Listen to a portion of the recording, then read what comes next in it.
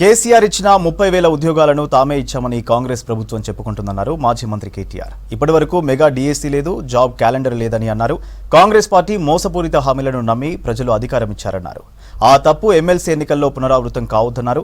విద్యావంతులు ఆలోచించి ఓటేయాలని, ఎమ్మెల్సీ ఉప ఎన్నికల్లో రాకేష్ రెడ్డిని గెలిపించాలని పిలుపునిచ్చారు కేటీఆర్.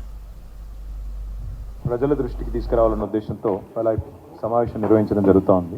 ముందుగా తెలంగాణ ప్రభుత్వం పూర్తి స్థాయిలో రైతులను విస్మరించి రాజకీయాలు మాత్రమే తమ ప్రాధాన్యత క్రమంలో టాప్ ప్రయారిటీగా తీసుకోవడం వల్ల ఇవాళ రాష్ట్ర వ్యాప్తంగా కూడా రైతులు విపరీతమైన ఇబ్బందుల్లో ఉన్నారు. ముఖ్యంగా ఈ ఎండాకాలంలో కూడా కురిసిన అకాల వర్షాల వల్ల విపరీతమైన నష్టం జరిగి ఈరోజు కష్టాల కడగళ్లలో రైతులున్న మాటను ప్రభుత్వం గత నెల రోజులుగా రాజకీయాలు మాత్రమే చేస్తూ పట్టించుకోలేదు. దాంతోపాటు ఇవాళ ఒకవైపు పార్లమెంట్ ఎలక్షన్లు మరి 13 తారీఖు నాడు ముగిసినాయి. ఇప్పుడు మరొక ఎన్నికకు కూడా ఇప్పుడు తెరలేచింది. 3 ఉమ్మడి జిల్లాలు నల్గొండ, ఖమ్మం, వరంగల్, ఈ 3 జిల్లాల పరిధిలోని విద్యావంతులు మరి 27 తారీఖు నాడు ఓటైపోతా ఉన్నారు. గ్రాడ్యుయేట్ ఎమ్మెల్సీ అభ్యర్థిగా తమకు ఎవరు ఉండాలి అని ఎంచుకోబోతా ఉన్నారు. ముఖ్యంగా ఈ 3 జిల్లాల్లోని 4,70,000 పైచిల్కున్న విద్యావంతులైన ఓటర్లకు మా విజ్ఞప్తి ఒకటే, మీరు ఈ కాంగ్రెస్ పార్టీ యొక్క మోసపూరితమైన వాగ్దానాలు ఏవైతున్నాయో అవన్నిటినీ కూడా గతంలో విన్నారు. ఈ 5.5 నెలల ప్రభుత్వ ఆచరణలో ఎట్లా విఫలమైందో కూడా మీ కళ్ళ ముందే ఉంది.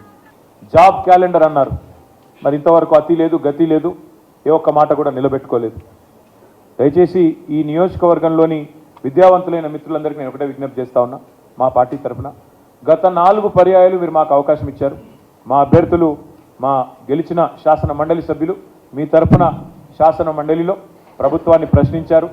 ప్రభుత్వాన్ని ప్రభుత్వం నుంచి మీకు రావాల్సిన మరి ఉద్యోగాలు కానీ, ప్రభుత్వం నుంచి మీకు రావాల్సిన వసతులు కానీ వాటి విషయంలో చాలా నిబద్ధతతో పనిచేసింది బీఆర్ఎస్ పార్టీ ఎమ్మెల్సీలు. ఈసారి కూడా మీరు ఆలోచించవలసింది, దయచేసి విజ్ఞప్తి చేసేది మీకు, ఈ ప్రభుత్వం మీరు ఎట్లా మిమ్మల్ని వంచిందో కాంగ్రెస్ ప్రభుత్వం మీ కళ్ళ ముందే ఉంది. 5 నెలల్లో కళ్ళబొల్లి కబుర్లు చెప్పి ఎన్ని రకాల మోసం చేసిందో మీ కళ్ళ ముందే ఉంది. అదేవిధంగా 9.5 ఏళ్ల కేసీఆర్ గారి ప్రభుత్వంలో ఏ రకంగా విద్యా వ్యాప్తికి, ఏ రకంగా మౌలిక వసతుల కల్పనకు కేసీఆర్ గారి ప్రభుత్వం పనిచేసిందో కూడా మీ కళ్ళ ముందే ఉంది.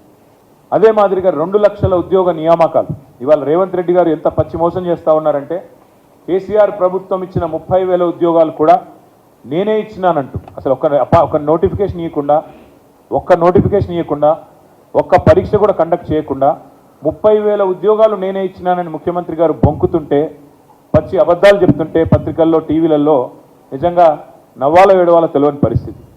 అందుకే విద్యావంతులైన మీ అందరికీ నా విజ్ఞప్తి, ఈ ప్రభుత్వానికి ఇప్పటికే 5 నెలల కాల పరిమితి ముగిసింది.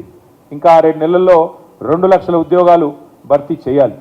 మరి 2 లక్షల ఉద్యోగాలు భర్తీ కావాలి అంటే ప్రశ్నించే గొంతు ఉండాలి, ప్రశ్నించే పార్టీ ఉండాలి.